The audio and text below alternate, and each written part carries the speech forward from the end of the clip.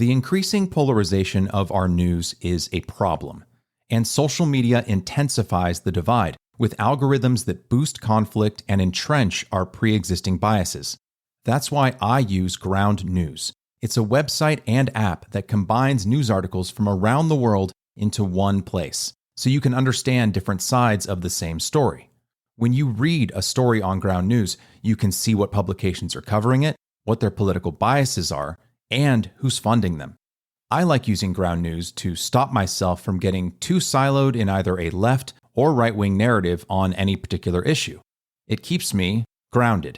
If this sounds like something that interests you, go check out ground.news. And if you end up wanting to subscribe, you can get 15% off by using my link in the show notes. Your subscription supports this podcast and helps make the news media more transparent. And now, on to the episode.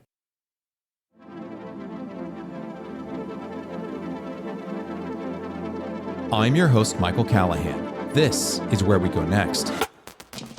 And if you've been listening to this podcast for a while, you know that I am a fan of electric vehicles. Not only do I think they're fun to drive, they're also necessary if we want to achieve a truly sustainable, battery-powered world. But in just the last decade, more than 30 electric vehicle companies have either filed for bankruptcy or are at risk of going bankrupt. So what does a stable and successful future for EVs look like? Our returning guest this week is working to bring an innovative vehicle to the EV market and gets candid about the difficulties and delays his company has encountered while laying out a path toward production and profitability. Steve Fambro is the co-founder and co-CEO of Aptera Motors, which is aiming to deliver the world's first mass-market solar-powered electric vehicle. Steve, thanks so much for joining us again. My pleasure, Michael. I appreciate the opportunity to come back on your show. Well, I'm glad that we're both glad that you're here. Now, in your first appearance on this podcast, all the way back in 2022, we covered a pretty wide span of time, the history of Aptera Motors from when you first founded it in 2005 through its rebirth in 2019 and the lead up to its first production vehicle to be sold to the public, initially planned, I think, when we had that discussion for the second half of 2023. What I'd love to focus on today is the present and the future of Aptera. What's the state of Aptera Motors today, and how is production coming along for the company's first vehicle? The state of Aptera Motors today is good. It's solid. It's moving forward. It is not as fast as we had hoped or planned, but it's moving forward nonetheless. And I don't mean surviving. I mean, we're releasing parts, we're cutting tools, we're getting closer and closer to production. So that's the reality of where we are today. Now, where we're going, I'm even more excited about. At the end of this month, our crowdfunding ends. We kick off our campaign with U.S. Capital, who's going out to get us the remaining chunk of cash to complete tooling and everything else and get us into production. They should be done around September, and that lets us write a lot of big checks that we haven't been able to write yet. The biggest ones that we'll have to write to date, I think, have already been written. But there's still a lot more numerous ones that are almost as big that we have to write, like for airbag testing, for example, or to do the analog brakes ABS program with the manufacturer and all the testing required for it. So all that kicks off starting in September as soon as we can start writing those checks. So that's the part that really excites me.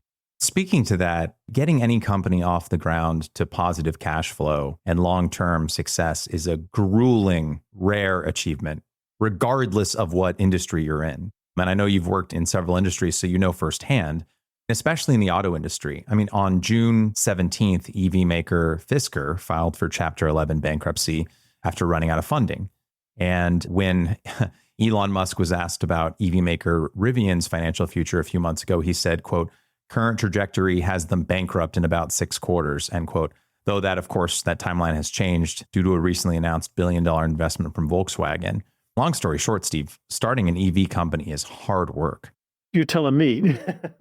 Early on, I would say in the company, there's a swarm of advisors and senior level people, affiliated with the company, everyone whispering in your ear, telling you, well, it should be done this way, or no, you should be doing it this way. And an example often held up to us was this other big, well-known EV startup that's having some success within trucks. And they said, look at all the thousands of employees they have. This is what you have to be able to even get this valuation and raise this amount of money. And it never sat right with myself and Chris. We're like, no, we're not building that kind of vehicle. We don't need that kind of tooling. Our vehicle has 10 parts, not 200 in the body.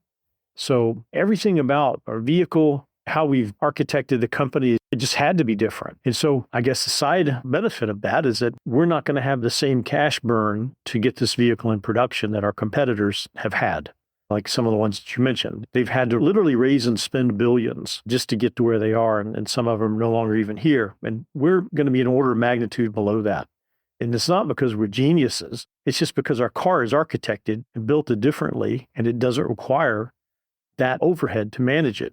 And it may seem like a simplistic summary, but I would say that coupled with the fact that Chris and I are hyper-focused on the smallest expense. This comes even from my farm days when I was a farmer and importing materials into the UAE and trying to make a profit. And you're looking at dollars and cents per ton of a thing and trying to get the cost down, at the ton level to be competitive and get timing of a step down from 20 man seconds to 15 or 10 man seconds. And all those things make a difference in high volume. So summary, I would say we're lucky because the design of our vehicle is so different and simpler. We don't have the burden of overhead and capital that our competitors have. Although I would say we don't really have competitors because we're not making an EV, we're making a solar electric vehicle. And that's something that's different. In the same way that the Aptera has a lower drag coefficient and is lighter than the average EV, you can travel further on the same kilowatt hour. When you have a simpler design with fewer parts, you can travel further on the same dollar. It's a good way of putting it. I mean, really stretching your dollar, absolutely. And from the beginning, we restarted the company during the middle of COVID. So everybody had to be remote.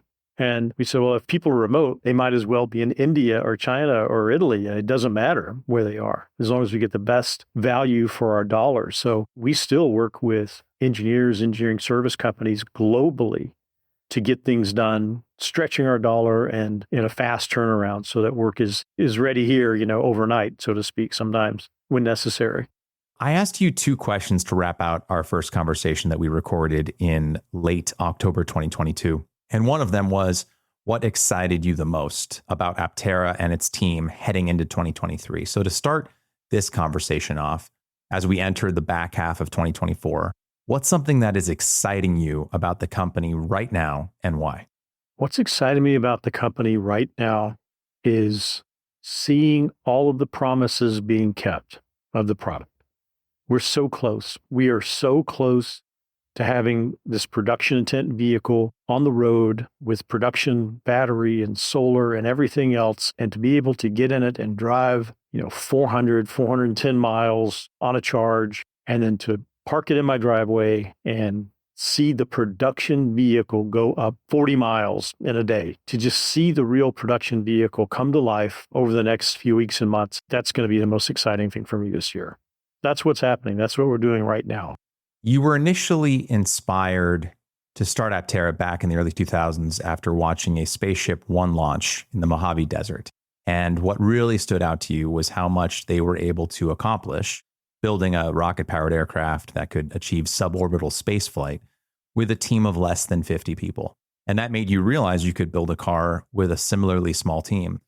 Flashing forward now from the early 2000s to 2024, what is Aptera's current employee count, and what have been the advantages and disadvantages of having a small team while trying to bring a new vehicle to market? Right now, our employee count, I'd say it's around 40 people, maybe a little more when you consider some of the folks we have working for us in Italy. But we had a peak of almost 150 over a year ago, and a lot of that was just for development that was either necessary or maybe wasn't being done in the best way possible. So it was overkill of staff or maybe not the right leadership in certain areas. And it's funny that you bring this up because Chris and I and some other people were just talking about it yesterday. And there's an observation, I think it's called Price's Law, similar to the Pareto principle. And that is, it's something like 50% of the work of an organization is done by the square root of the number of people. So as an organization gets bigger, there's fewer and fewer people proportionally who are really moving the needle. That means everything else is just waste or process or, having meetings about meetings, doing meta work. And so I think we are really going to work to find a way to grow the company, grow the value, to not necessarily scale the number of employees proportional to that of other companies, just because it happens to be what other companies do. I think there's a real opportunity for us to just examine the need for all those people, and do we need them in the same way that traditional car companies or EV companies do? I don't believe that we do, and I think we're going to show that.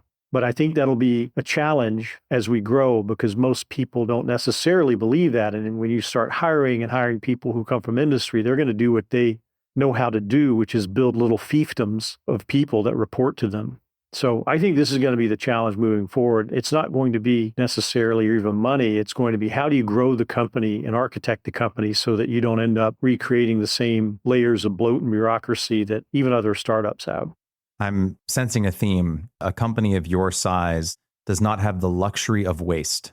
And that's a great way of putting it. The Toyota manufacturing system, MUDA waste, they identify all the different wastes of a product. And that really can be applied to the company too. People who do unnecessary tasks, they're doing them well and they're doing them with all their heart, but maybe that whole activity is just not necessary. I think it should be a case study. And I don't cite this example from a basis of any political affiliation or leaning whatsoever. I'm purely speaking from a business perspective. And that is Elon Musk's handling of Twitter, where something like 75% of the staff were dismissed. And they're certainly functioning. You might say they're thriving. Some people might say, well, there's more bot accounts now than there were. I don't go that deep in it. I still go to it for news and updates throughout the day, and it's still functioning just fine.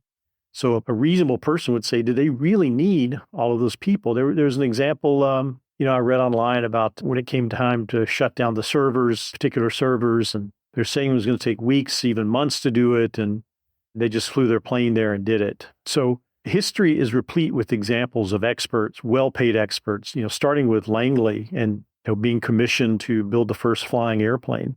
And these experts always just being taken to task by the up-and-comer or the underdog, like by the Wright brothers in that case. And conventional wisdom, I think, is overrated, especially when it comes to how to build organizations or products. And so our minds are open for a better way of doing things, is what I'm trying to say. Speaking of a better way of doing things or a different way of doing things, we should temporarily back up for a moment. What is the value proposition of the Aptera? How is it different from other EVs on the market today? Aptera has a singular mission. That's to make every journey powered by the sun. That's it. That mission not only guides us in the development of this product and bringing it to market, but also in our business development for other segments. We have technologies now. We have this rich IP portfolio that's quite extensive that can be leveraged in other industries altogether. And that vision of every journey powered by the sun, that vision is really what guides us. It's what will guide future product creation. It'll always drive efficiencies more so than any other kind of quasi-competitor in the space, because our focus is on how to make the journey powered by the sun. More and more of the journey, not just 40 miles, but 50 miles, 60 miles, 100 miles. How do we make more and more of it powered by the sun? So that's going to create an eternal pressure for the company to make things more lightweight, make things more efficient, to always have the most energy-dense batteries and the most efficient solar panels and the most efficient power conversion electronics. That's what will drive the engineering, not market surveys or things like that. But how do we make more of the journey powered by the sun? That's Aptera in a nutshell. That's what we believe, and that's what dictates how we design the product and how we find other revenue streams for our intellectual property. And for our listeners who have not seen any visuals of the Aptera, it's a two-seat design, hatchback, teardrop shape, two wheels in the front, one in the back. Pretty iconic if you've never seen it before. I haven't seen anything else quite like it. Yes, it is a shape. I want to say designed by nature, but we didn't discover the cambered body. Nature did. And that's why many fish, especially those that swim near the ocean floor and lake floor, or however you call it, those fish are swimming in what's called ground effect, and they camber their body. So they're not perfectly symmetrically streamlined. Like symmetrical shape makes them have low drag in the free stream. But as they get close to the ocean floor or any kind of waterbed, seabed, lake bed, they have to kind of arch their back and camber their body. Why? Because the aerodynamics and ground effect are different than those in the free stream. And that was something we discovered empirically. And then later we learned that there was already people doing that in the solar car racing movement. As I mentioned earlier, I asked you 2 questions to wrap out your first appearance on the show. And the other question was, what was one of the production-related difficulties you were anticipating for 2023? And you said, quote, "It's that last little bit of design work. We're at like 99% lockdown of design, and it's that last 0.1% that feels like it's just taking an inordinate amount of time. And it's just the way it is. There's nothing that can be done about it," end quote. In an update the company posted to its YouTube channel in February of this year, you said, quote, "Leading up to the start of production, we will continue to refine our vehicle design to ensure efficiency and cost effectiveness," end quote. So when we last spoke in late 2022, the plan was to begin full production on the Aptera sometime in late 2023. How close is the Aptera Motors team to wrapping out that final 0.1% of the design that will allow the vehicle to go into production and deliver to consumers? I will answer that in 2 parts. I would say on everything that you can see, what we call the A surfaces. So it could be a solar panel, a light or body structure, or things like that, even things that you don't see, structures. But I would say mechanical, physical things, we are 99.9999% complete. The handful of things that are probably not going to be resolved until we start building the low volume PI builds, those are left as they are. And we say, we'll resolve those once we start building the PI builds, the production/progressively intent. So the thinking is we're building the core of the vehicle off of tooled production parts. And the extraneous parts, if you will, some of those may be soft tooled. Some of those we may change the design even because it doesn't function the way we want to, like a seal. We have already tooled dies for extruding seals around the seals that go around the door and everything else, but there's a possibility that we just don't like them, that they don't seal well. So we need to change that. I think every manufacturer ends up kind of at that level of completeness. And then of course, what happens once you start production, then you have changes even that you want to do and you roll them out whenever it makes economic sense. So in some regards, you're never really done. But to get to the point where you're done enough to start production, I would say in all the physical, mechanical things, to my knowledge, there's only, I say, a tiny handful of things. What's the difference between the early 2023 Delta production intent vehicle and then PI1, and the upcoming PI2? Yeah, so Delta kind of became the PI program. And so Delta really represents the final state. Basically, the high costs, the big CapEx components that are tooled for the vehicle, those things aren't going to change because we realized that the Delta program needed to be segmented and that they would all not be the same, that they would be progressively improved upon during the build process. Number PI6, for example, being more mature than PI1, as an example. We changed that program from Delta to really the PI builds. So that's the same. That would describe the physical elements, the things you can touch, the structures, that kind of thing. On the software side, I would say we're still have a mountain of work to do. Like we will be writing software up until we ship the vehicle. And Aptera really is turning into a software company because so much of the vehicle is configured by software. Elements of it are really software configurable. That's different. Like I think some new manufacturers are doing that, but most manufacturers don't. And they outsource all their software and firmware to tier ones. Aptera is incredibly vertically integrated on that electrical hardware, software, and firmware. It's the biggest part of our company now, is writing and testing that.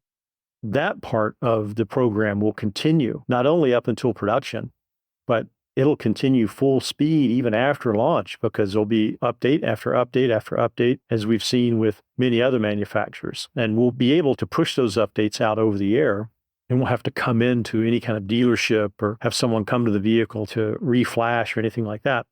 but it's the only way to do it. You don't stop the software development once the vehicle ships. You want to continue to test, to find bugs, or to find improvements, things that can run faster, to make things more efficient. You might even change the functionality of something. We have that capability now because we control all of those layers. Yeah, it's interesting to think about how the automobile is pretty old. I mean, the first one was patented back in 1886 by Carl Benz.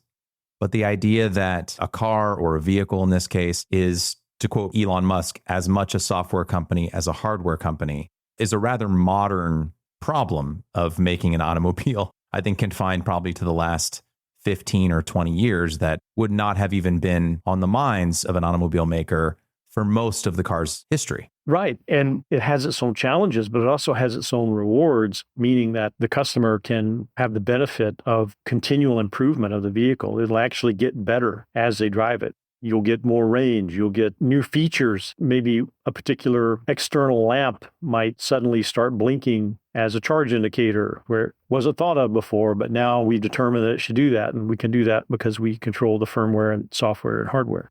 I have a neighbor of mine. He works for big OEM for their electric vehicle division and actually recently left. He was lamenting that because the particular OEM that he worked for, they didn't own virtually any of the firmware and hardware of the vehicle. So whenever a change was needed, it was something that was coordinated with all of the tier ones. It took a minimum of a year. It was tens of millions of dollars. That system does not enable rapid changes and improvements in the software. It feels like being vertically integrated as a tech-related company is a must these days. Yes. Otherwise, you're at the whim of people who are making profit off of time and money and product and taking you out of the loop. And I think we have to be 1,000% inside the loop. We control the product and the customer experience. There's stuff that we're not going to be vertically integrated with, like glass. We don't know anything about making glass, and there's companies that make glass far better than us. But I have to tell you, I mean, since we've talked, we've hired and fired companies doing stuff for us. I don't want to say what or who, but technical things that made us as a company say, screw that, we're bringing this in-house. Hire the people necessary to do it in-house because it's going to be cheaper and better and faster. And that has absolutely proven to be the case. This is Aptera's first time bringing a vehicle to production, and thinking about the last couple of years of Aptera's journey toward full production, toward being able to produce a vehicle that can be bought by a consumer. While I was preparing for this interview, it made me think of a Pentagon news briefing given by then Secretary of Defense Donald Rumsfeld, in which he said, quote, "There are no knowns, there are things we know we know. We also know there are known unknowns. That is to say, we know there are some things we do not know, but there are also unknown unknowns, the ones we don't know, end quote. In that instance, Rumsfeld was answering a question regarding the lack of evidence that Iraq had any WMDs, so not exactly related to EV production per se, but that idea, Steve, that there are things we know we don't know, and things we don't know, that's pretty widely applicable. So have there been any unknown unknowns the Aptera team has encountered over the last 2 years that are just part and parcel with producing an electric vehicle for the very first time? I would say not at the product level. Well, maybe one, and that affected the decision. I just want to be careful about how I talk about it because I don't want to disclose the vendor or the problem necessarily, but there was something that happened, let's say, with a vendor on some electronic item necessary for the battery. And we decided to take that in-house. And then something happened, with that company right after that where they were acquired. And then they told us that, well, sorry, we're acquired. We can no longer help you. So it was a good decision that we took it in-house because we just would have been left holding the bag, dumping more money into them right beforehand. If we had gone through with that, we did not. We canceled that program with them to not pay them any more money. But you can't see those things coming. But our fiduciary as executives you have to anticipate those things, right? You can't just fall in love with a vendor and like, okay, well, great, let's do this part together. You have to ask tough questions. You have to do financial investigation into them. Or it could not be vendors. It could be some other thing. My point I'm trying to make is that I think management does have to deploy often their crystal ball and look through and try and imagine what the problems could be. And it's hard to do when you're like running the day-to-day of the business and everything from raising money to handling, the interminable personnel issues. I don't mean problem personnel. I don't mean that, but like someone's sick or they need help in this way or they didn't accept a job offer, et cetera, et cetera. It's hard to take the time to look through that crystal ball, but I think that's management's job. That you have to imagine the icebergs. You have to kind of think through where they might be. But those are known unknowns, right? Yeah, that's true. So if it's not an iceberg, what is it? An unknown would be trying to predict a black swan, which by Nassim Taleb's definition, you can't do that, right? If you could predict it, then it wouldn't be a black swan. So I would say the unknown unknowns are the black swans. You can't predict that by nature. But what I'm trying to say is maybe you could build a better picture of the known unknowns by looking through the crystal ball, looking at the macro conditions around the world, understanding the problems that may be facing your vendors or potential employees and those kinds of things. That's really the best that you can do. You can't predict the black swan. In our first conversation, you said, quote, "We are primarily a solar power company who's focused first on solar mobility, but we see solar power being integral to not only mobility, but so many other needs. And we realized that it couldn't be an afterthought, that instead it needed to be a very large part of the research, development, the intellectual property that we create to make solar mobility possible," end quote. And co-founder and co-CEO Chris Anthony said in a recent YouTube interview / factory tour with Kim Java, quote, "We came up with really lightweight solar. It adds less than 8 pounds to the whole vehicle. You can get 700 watts of power. 700 watts of power for a vehicle that only uses 100 watt hours per mile is pretty significant," end quote. So can you go into detail about what innovations Aptera has made in solar panel development that enables them to be as light as they are? And can you break down why that 700 watts of power statistic is impressive and explain the technology to me like I'm 5? The 700 watts is impressive because in our case, it's helpful not to necessarily think about the instantaneous power, 700 watts, for example. It's helpful to think about the kilowatt hours or the energy stored over the period of a day. So that 700 watts times so many hours. Now, it's not 700 watts all day. It's a peak of 700. So, it'll be 200 and 300 and 400 and 500. Say then it'll peak at noon at 700 and ramp back down. But over the period of a day, the integral of that, it adds up to 4 kilowatt hours here in San Diego. So 4 kilowatt hours for us is about 40 miles of range because we burn about 100 watt hours per mile. So it's really hard for people to get their head around it, but it basically decouples you from the idea of the fuel station or the home EV charging or having to charge the vehicle at all, except for long trips. But people don't do long trips every day. People drive an average of 40 miles a day. So that's why it's meaningful, is because that number completely, on an average basis, completely decouples Aptera from the grid. The average American commute is about 40 miles round trip. So if we could take that average commute, which is where virtually all of our CO2 production is, which is where virtually all of our petroleum combustion is, and if we have a way of just taking that out of the energy ecosystem altogether, it would be a massive transformation in how we use energy in the country. And that was why we ended up at that number, because when we said, well, we sort of asking ourselves, well, how many cells can we fit on the vehicle? Like, well, what if we just cover the whole damn thing with solar cells, because it's that important. The vehicle is so efficient. Every single cell we add onto the vehicle, that's like an appreciable amount of more range. So that's the meaning of that number. Now, you asked about the process, and I think through Google Patents, you could look at our latest patent. It was issued a couple weeks or maybe months ago, maybe 2 months ago or so, on the solar panel production process. That patent is really the result of almost 3 years of work. It's 60 pages, it's an extraordinary amount of work by the team, and it really defines what that is and those processes and how to do it.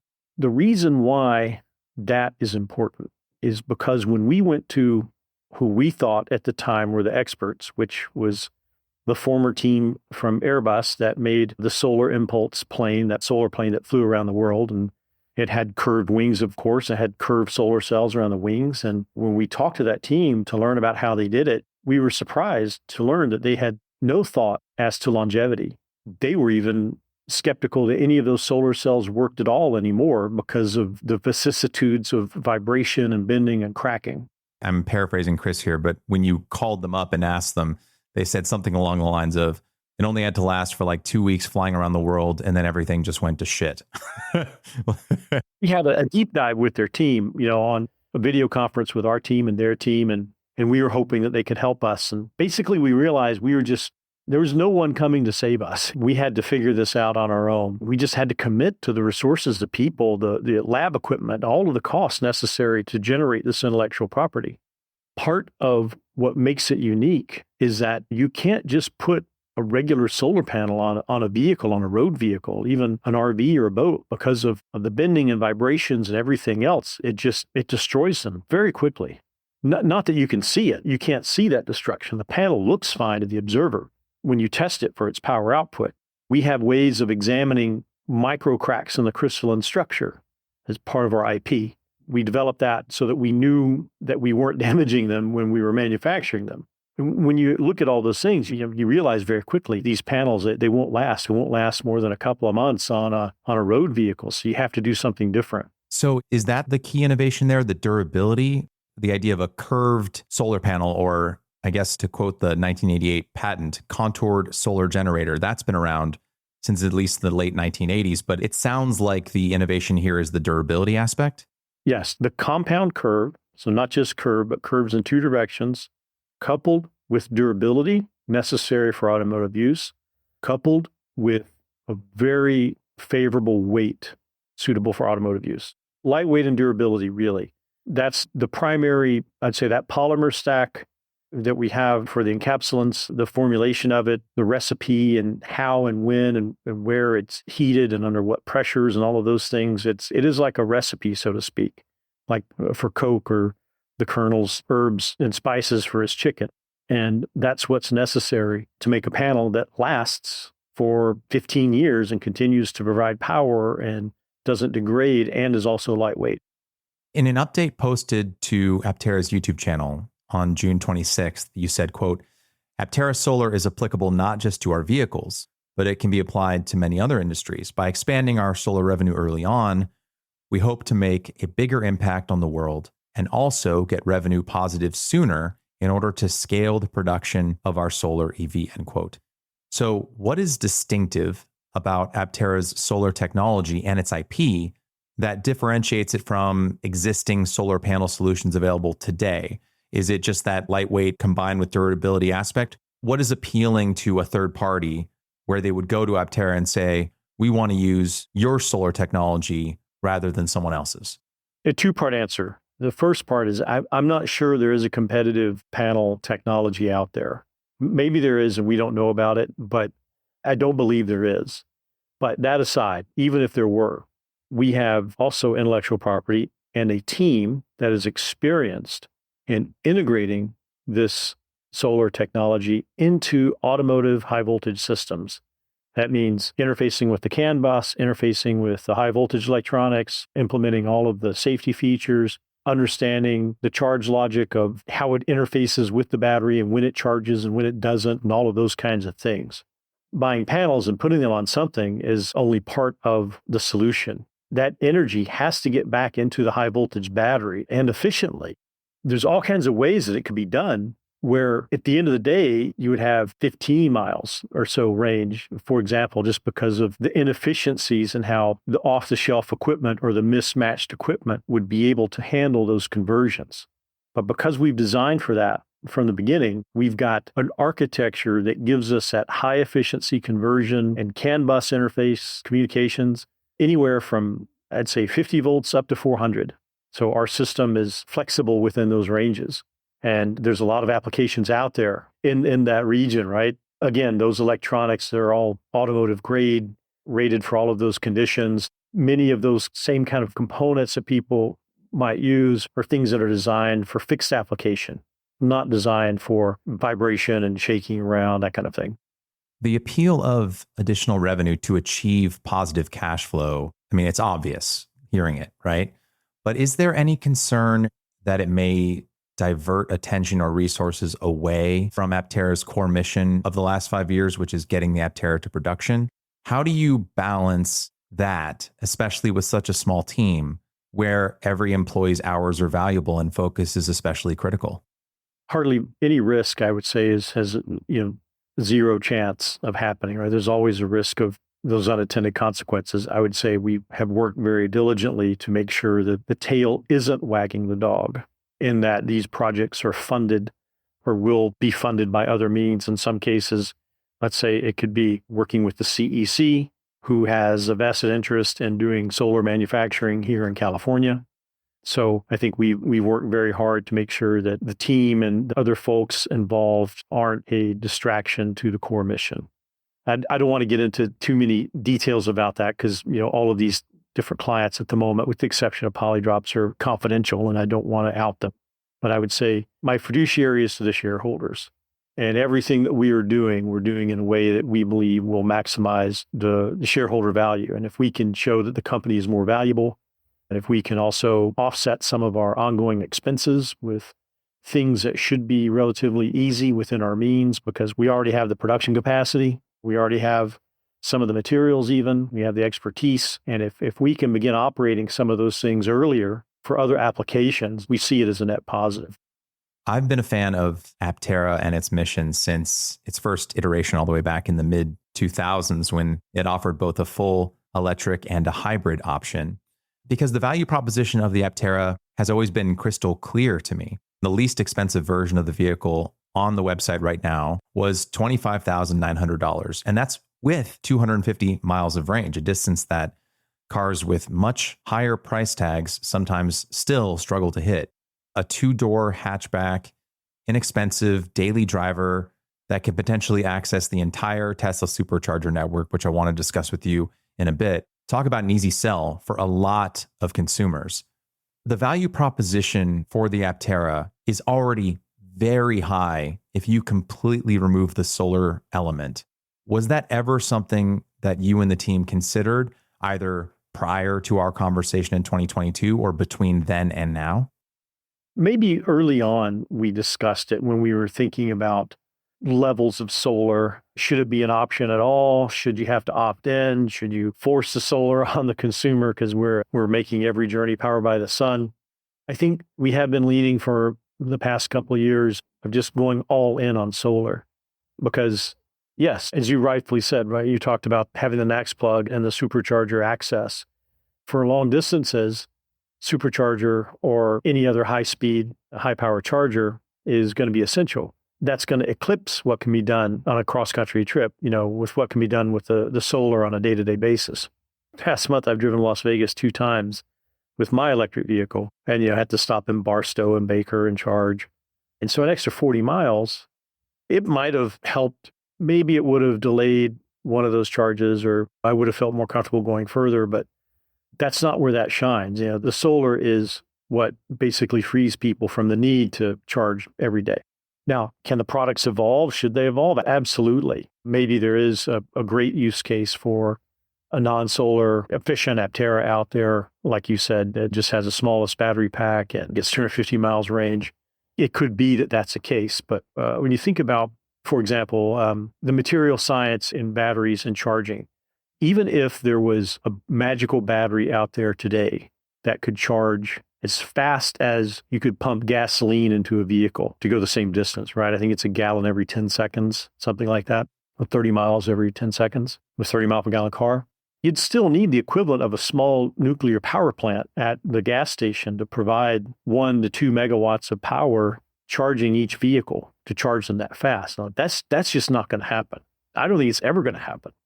So the only way out of this, I see, is with more and more efficiency and more solar.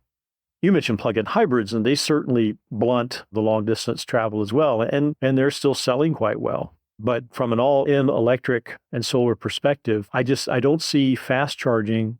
Even if the battery technology is there, the distributed infrastructure is not there. That amount of power can't be generated at that scale. The good news is I don't think they'll have to, because people won't be using those in the same way they are gas stations, or people have to go to the gas station to fill up. But EV owners fill up at home overnight, every night. The home is their gas station. They only use a gas station when they go on long trips. So when I went recently, past few times I've been in Las Vegas, stayed 30 minutes. One time I slept in the car, I got a cat nap. The other time I think I walked and got a Diet Coke and some beef jerky and stretched. I'd go to the restroom. You have to do that anyway. So I think struggling to fill up an EV as fast as a gasoline vehicle, not only do I think it's not achievable from the infrastructure perspective, I don't think it's necessary because most people don't fuel up every day at a gas station equivalent. They fuel up at home with an EV. So does the Aptera. You don't have to plug it in. Let me channel my most robust devil's advocate response to what you just said, just for the sake of any listeners who might want to speak through me at this moment. I think you made a really good point that the superchargers, who knows, maybe I'll be wrong in 40 years, but I just don't think, like you, that they're ever going to charge up as quickly as you can pump gas into a ICE vehicle, right? Into a internal combustion engine vehicle. But one thing about something like a supercharger system or a nationwide electric vehicle charging system, or for anyone who owns a home or who lives in an apartment complex with on-site electric vehicle chargers, is that is universal, right? And that it doesn't matter where you live in the United States or even worldwide. If you have access to superchargers or a similar technology, or you have access to charging at home, you can own an EV. But many prospective Aptera owners live in parts of the world where solar panels are far less efficient than the ideal sun-soaked environment of, say, Southern California or Arizona or New Mexico. I was doing a little bit of research on this today. There are parts of the world, whether it's like Seattle, Washington, or Edinburgh, Scotland, that get very little sun. Seattle, for example, experiences 226 days on average per year with 80% cloud cover. And that means that the average solar panel can be as little as 10% effective on a cloudy day. So this is all to say, is there an argument to be made that when it comes to solar panels on an automobile, a vehicle, that it's better to allow each potential Aptera owner to make that decision themselves locally at the source with rooftop solar panels at their home, right? Because then, okay, I live in a sunny environment. I'll put rooftop solar panels on my house because that makes sense. I live in Seattle. I live in cloudy North England.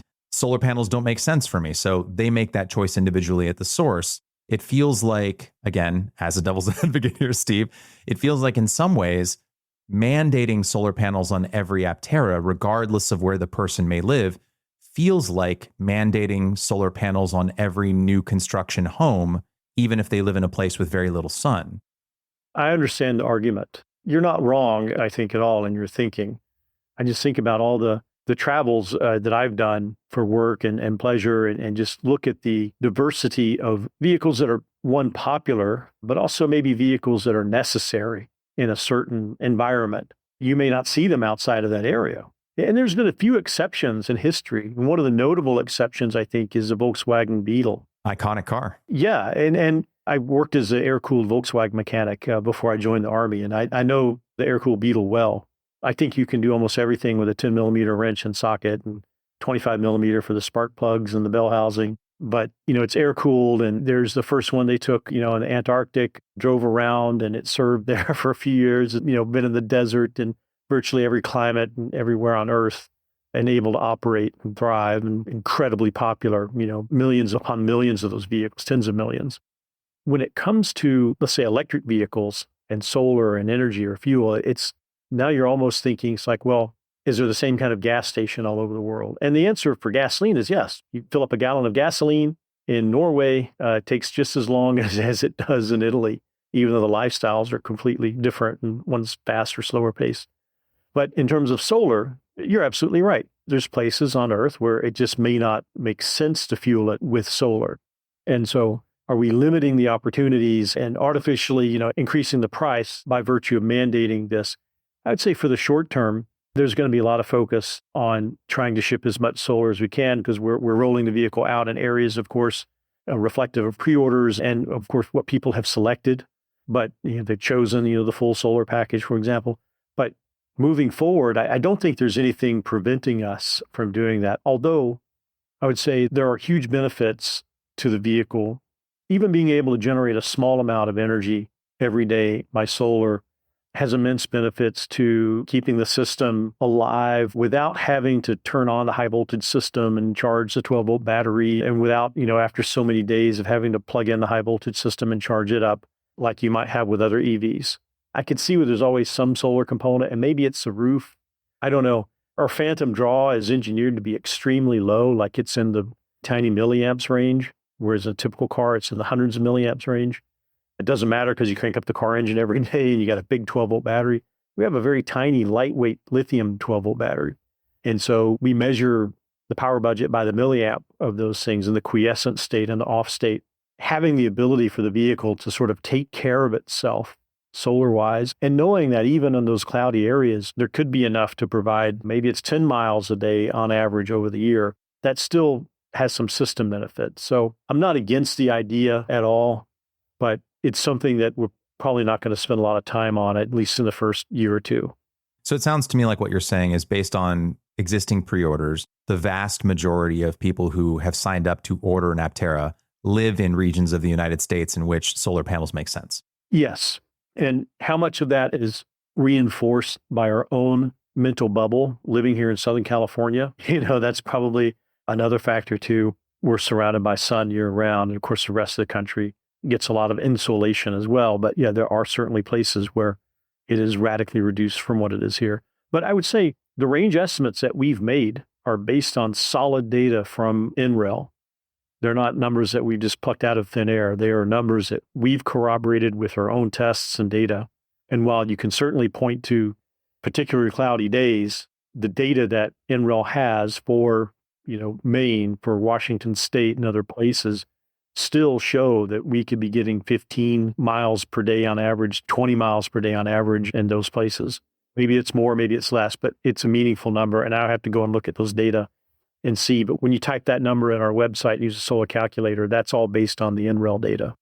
As I said in our first conversation, and I think I've said a couple times now, Aptera was the vehicle and the company that sparked my interest in electric vehicles. Almost 20 years ago now. And I've been a Tesla owner since 2018. First, it was a Tesla Model 3, now a Tesla Model Y. And I've met a lot of Tesla owners over time, mostly through small talk at superchargers, and a lot of Tesla curious people, family and friends who don't have strong opinions about the company, but are interested and ask their curious questions. And then there's this third category of people, one that I had never encountered before owning a Tesla. I had never encountered them when I owned a Mazda. I didn't encounter them when I owned a Toyota. It's people who seem to be mostly online. I've never encountered them in person, who really hate Tesla, rooting for it to fail, who thought like Elon Musk was like a charlatan, a liar, a fraud. It's like you go on Reddit or some of these forums and there's people who seem hyper focused on channeling hate towards a company.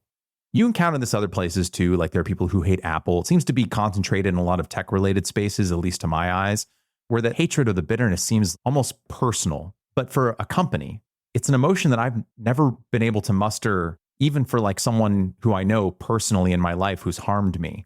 But it seems kind of rampant online, and I'm not sure if it's a sign of the times or if that kind of feeling has always existed, but it's now more prominent because we're all interconnected. And I've done my best to understand it and steelman those positions. And it's not that I even disagree with some of the critiques that I've heard of Tesla, right? I don't think Tesla is a perfect company. I don't think Elon Musk is a perfect person, but it's difficult for me to relate to the intensity of the animosity. And I'm not sure if it's something that's specific to EV makers, but in my research, right, on forums, on Reddit, it's not the majority. It's not even like a plurality, but I've seen a similar sort of vitriol directed at Aptera, like almost people are rooting for it to fail for some reason. I don't understand it. So I imagine you've been made aware of some of this feeling. What has been your experience just as a person with this kind of criticism that feels personal? And what do you think motivates it? Well, I was going to say with Tesla is the Tesla short bots, but we're not a public company, so we don't have any short bots. It is hard for me to understand in that I fancy myself as a practitioner of Stoic philosophy. And 5 or 6 years ago, I made my daughter the little circle of control. I drew it out for her and I had it laminated. I laminated it with our laminator and I bedecked it with flowers and unicorns and things like that so she could refer to it. I'm an electrical engineer by training, but I'm a lay student of psychology. I had to be because in my job, I deal with people from sunup to sundown. And probably over 10 years ago, I discovered Stoicism on my path towards understanding emotional intelligence because I had learned that emotional intelligence is probably the single indicator of one's success in an organization, in a company, in life even, especially when they're not in control. But I'd say also when they're the ones in control, it's very important. So Stoicism seemed to be a way to get to emotional intelligence. When I read then, 10 years ago, and read the news and see what people were writing, and then back when I used to read the Wall Street Journal, before I no longer read it, and you read the comments or the letters to the editor, people, they seemed to have an unhealthy preoccupation with the thoughts and actions of others. That's the only way I know how to describe it. And what that stems from is this complete ignorance of the circle of control and stepping out of that circle of control and thinking that they can live and operate outside the inner circles. I think it leads to kind of a madness. Imagine being so emotionally fragile that when Biden says this or Trump says that you get worked up, or someone honks the horn at you. People want to get out and fight them. That's a lot of people today. It's more people than I care to admit. And so I think at the root of anyone who takes, like we have so precious few days on this earth, right, as a human being, and anyone who takes time out of their day to have like a negative, unhealthy preoccupation with something else that someone else is doing, I think it's a sign that they're just not in control of their life. They are spending time on things outside of the circle of control. Their emotions are like puppet strings that they willingly give to others and let them be manipulated. They don't even know it. So that's my first response to people who have those comments or YouTube videos or channels about any kind of negative thing about a product or a company or a person. It's just why dwell in that negative energy, especially when it's not even something that you can control or have anything to do with. That's my first response. I understand that. It's tough to root against something, at least for me. The future excites me, especially when it comes to technology. Whenever a company or a person tries to do something that hasn't really been done before, or they're trying to do it in a novel way, the odds of them succeeding are always going to be rather low because they're trying to do something novel and new that no one else has ever really done. For my part, I want them to succeed because I think I'm rooting for an amazing future. To your point, Steve, the world is filled with so much bad news that is fire hosed at us on social media every single day. Those algorithms are incentivized to make us feel bad. That when I come across a company or a person or a group of people that's trying to do something amazing, even if that amazing thing is really, really hard, it's hard for me not to want them to win.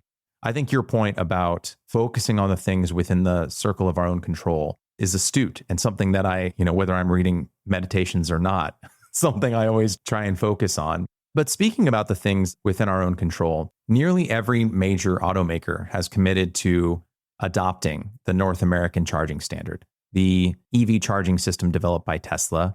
So by 2025, every new EV from nearly every large automaker will produce vehicles with charging ports that look identical to what you'd find on any Tesla today. Aptera was the first EV company to adopt that standard shortly after Tesla opened it to all automakers in November of 2022. So what do you think this says about the future of the EV industry as we get closer and closer to adopting a universal charging standard, at least here in the US? It's a very hopeful sign. It tells me that the senior leadership of some of these companies that maybe we think are old and stodgy, incapable of change, that they respond to reason and logic. Any engineer who looks at the SAE combo plug and harness assembly and then looks at the Tesla or the NACS, they would say, why would you not choose the NACS? Well, we already have all this sunk costs in the other, or, it's not the standard yet. It's like, well, that's not a good reason. We need to minimize weight and cost and volume and packaging and everything else. And the NACS plug does that. And so we had the luxury of not being burdened with any legacy, and we were able to choose what we thought was the best solution. And I think The other manufacturers, maybe the senior leadership wasn't even aware that it was possible. And when they asked questions and probably the engineers came back and said, well, it is smaller, it is lighter, it's less complex. They said, well, why don't we do it? It just makes sense. So for me, it's actually very hopeful because we want a thriving electric vehicle industry. And we want these manufacturers to make good decisions that make them successful and employ more people, and they're buying more products that lower the cost of it for us and everybody. So we want them to be successful. So I would say it's a very positive sign. Legacy debt is the arch enemy of first principles thinking, isn't it? Yeah, the sunk cost fallacy is something that people fight often. Even, there's probably decisions that we've made here that could have been made faster had we not been crippled by the idea, well, the money that we've already spent, we're going to throw it all away. It's like, no, you're throwing it away by keeping doing it. You can cut your losses and do something better. It's been a long journey, I think for you and Chris especially, all the way back in the early 2000s when you first got the idea in the Mojave Desert to start Aptera, and then started tinkering with it in your garage in the mid 2000s, and then started the company and then came back to the company and rebirthed it again in 2019. So decades of time now. You probably more than most anyone I could think of to talk to about Aptera are looking forward to it coming out and being available to consumers. When can we expect to see the Aptera being driven around on our streets? When can someone buy it, go pick it up, and drive it off the lot? I still believe early next year. Early 2025. I think if the funding stays on track with what we're doing with U.S. capital, I think that is very achievable. But I see it as a spectrum between now and then. So we're going to start seeing the PI build vehicles on the streets here in Carlsbad and around all of Southern California. And that's going to be a real shift for us because these are production intent vehicles. They're not nice prototypes. They're production intent. Production tooling, production dimensions, fit finish, structure, safety, but most importantly, production battery. All of our prototypes have been hampered with just a really small battery pack, and that was done to save cost and time and money. And you can only do so much with 9, 10 kilowatt hours. And that small pack gets abused with all those burnouts that you see Chris and the team doing, And so to have a nominal battery pack that can go 400 miles and really give us and our PI vehicles the autonomy that we need to go and drive and do tests with journalists and be able to give them the vehicle for the weekend and let them take it on a long trip. And that's going to happen before customers get their vehicles, right? And that's going to happen later this year and also beginning of next year. So I would say there'll be more of them on the road now. There'll be PI builds. They'll be going on longer trips. They'll be seen more publicly and in more everyday scenarios. And I think that's just going to build excitement and desire more than it is now. But I believe that early next year, we should be able to ship the first vehicle to a customer. It's always great talking with you, Steve. I sincerely appreciate your transparency, both here in this conversation and in the videos that you release on Aptera's YouTube channel, because it's not incredibly common to always get that from a founder, from a CEO. I think too often companies, especially when they might miss a promised deadline, they'll obscure themselves or they'll hide behind their colleagues or their employees. So to get out in front of that and to be honest with people about what's causing the delays, what you're working on, what the future holds, what the path is, it's rare and I appreciate it. I'm rooting for Aptera. I am looking forward to the day when I can give it a test drive myself and I can see them plentifully sprinkled throughout the 405 here in Los Angeles and beyond. So thank you again for your time today, Steve, and thanks for Aptera. Thank you, Michael. And I appreciate those kind words. I will say it's not always easy or comfortable. It's easy in that it's the right decision. We know that we have to be transparent about these things. Doesn't mean it's comfortable, but it's what the company and the brand demands, I think. Thank you for noticing, and I appreciate that.